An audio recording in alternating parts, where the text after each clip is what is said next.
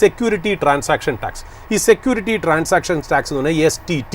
ഈ STT എപ്പോഴാണെന്ന് വെച്ചാൽ നമ്മളൊരു ഷെയർ നമ്മുടെ ടെർമിനൽ അല്ലെങ്കിൽ നമ്മുടെ ആപ്പിൽ പോയിട്ട് നമ്മൾ ബൈ ചെയ്യുകയോ സെല്ല് ചെയ്യുകയോ ചെയ്യുകയാണെങ്കിൽ നമ്മളെ എക്സ്ചേഞ്ചുകളായ NSEയും BSEയും ചാർജ് ചെയ്ത് ഗവൺമെൻറ്റിന് കൊടുക്കുന്ന കാശാണ് STT.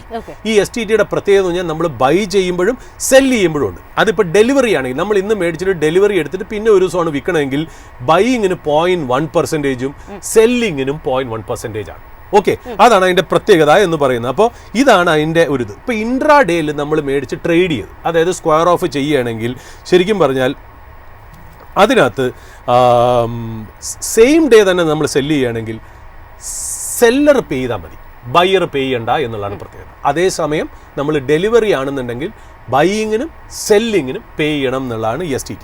അപ്പോൾ ഗവൺമെൻറ്റിന് ഏതാണ്ട് 25,000 തൊട്ട് 30,000 കോടി വരെ ഒരു കൊല്ലം ഈ STTയിൽ, അതായത് നമ്മൾ മേടിക്കുന്നത് കാരണം കിട്ടുന്നുണ്ട് എന്നുള്ള ഈ ഒരു കാരണം കൊണ്ട് തന്നെയാണ് ഈ ഗവൺമെൻറ് മാർക്കറ്റിൽ അധികം ഹോൾഡേ തരാത്തത്.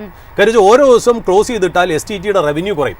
അതുകൊണ്ട് ഇന്ത്യൻ മാർക്കറ്റ് മറ്റുള്ള മാർക്കറ്റ് വെച്ച് നോക്കുമ്പോൾ ഏറ്റവും ഇപ്പം നമ്മൾ ചൈനീസ് മാർക്കറ്റ് 8 ദിവസം നമുക്ക് അവധിയായിരുന്നു, അതായത് ഗോൾഡൻ വീക്ക് എന്ന് വെച്ചിട്ട്. നമ്മുടെ ഇവിടെ അവധി എന്ന് പറഞ്ഞാൽ ഒരു ദിവസം ഉള്ളതാണ് അവധിയൊക്കെ തരുന്നത്. അതായത് ടോട്ടൽ മാർക്കറ്റിൽ 8, 10, 12 ദിവസങ്ങളാണ് അവധി വരുന്നത് എന്നുള്ളത് ഈ STT റവന്യൂ കാരണം തന്നെയാണ് ഇവർ പറഞ്ഞത്. ഈ STT എന്ന് പറയുന്നത് സോഴ്സിൽ തന്നെ ഡിഡക്ട് ചെയ്യുന്നതാണ്. പക്ഷേ TDS പോലെ നമുക്കിതിനെ അഡ്ജസ്റ്റ് ചെയ്യാനോ റീഫണ്ട് ചെയ്യാനോ പാടില്ല.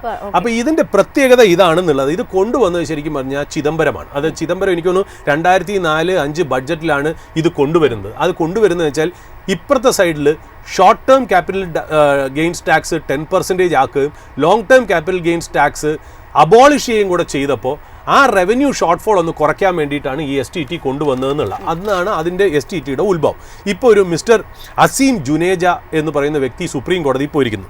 അദ്ദേഹം പറയുന്നത് വെച്ചാൽ ഈ STT ലീഗലി ചലഞ്ച് ചെയ്തേക്കാണ്. അദ്ദേഹം പറയുന്നത് വെച്ചാൽ ഇത് violates the basic principles of taxation. അവർ പറയുന്നത് വെച്ചാൽ ഈ STT എന്ന് പറയുന്നത് ഡബിൾ ടാക്സേഷനാണ്. ഒന്നാമത്തെ കാര്യം, നിങ്ങളൊരു സ്റ്റോക്ക് മാർക്കറ്റിൽ ഇൻവെസ്റ്റ് ചെയ്ത് അതിന് പ്രോഫിറ്റ് ഉണ്ടാക്കണമെങ്കിൽ മാത്രമല്ലേ ടാക്സ് അടയ്ക്കേണ്ട കാര്യമുള്ളൂ. Tax is on profit. പിന്നെ എങ്ങനെ നിങ്ങൾ ഇതിനകത്ത് ഈ STT എന്ന് പറയുന്നത് നിങ്ങൾ ട്രേഡ് ചെയ്യുമ്പോൾ തന്നെ മേടിക്കുന്നു, അത് പ്രോഫിറ്റ് ആണോ ലോസ് ആണോ എന്നുള്ള രീതിയിലേ അല്ല. പ്രോഫിറ്റ് ആണെങ്കിലും ലോസ് ആണെങ്കിലും നിങ്ങൾ STT അടയ്ക്കണം. ചോദിക്കുന്നതിൽ വലിയ അർത്ഥമായിട്ടുള്ള പോയിന്റാണ്. അതേസമയം long term capital gains tax അല്ലെങ്കിൽ short term capital gains tax പറഞ്ഞാൽ നിങ്ങൾക്ക് പ്രോഫിറ്റ് ഉണ്ടെങ്കിൽ മാത്രം അടച്ചാൽ മതി. അപ്പോൾ ഈ ഡബിൾ ടാക്സേഷൻ അവിടെ നിന്ന് വരുന്നുണ്ട്. This violates the principles of tax, principles of taxation എന്നുള്ളതാണ് പറയുന്നത്.